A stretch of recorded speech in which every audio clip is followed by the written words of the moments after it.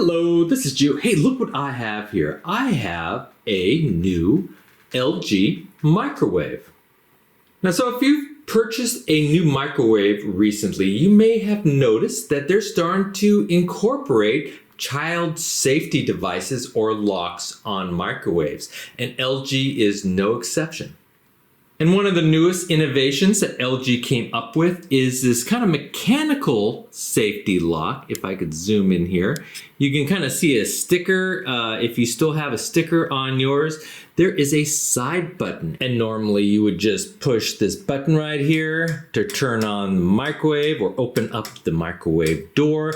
But in this case, it's not opening because you first have to depress a physical button on the side, which is right here.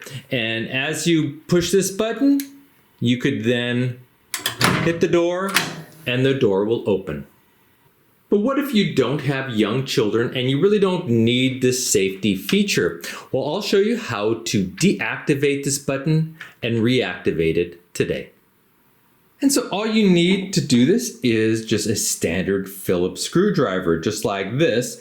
And if you zoom in to that side button, you will notice, you could see that the button has a little Phillips head fitting right there. And there's a couple of words here. It says lock and unlock, and there's a little dot right here. So all you need to do to unlock this button is to fit in your Phillips screwdriver right at the head and just push down and rotate clockwise. And there you go. This button is deactivated, and now without even pushing that button, you could open up the door and close it and operate the door normally. And then just to reestablish the lock, all you need to do is stick in your Phillips and just rotate it counterclockwise.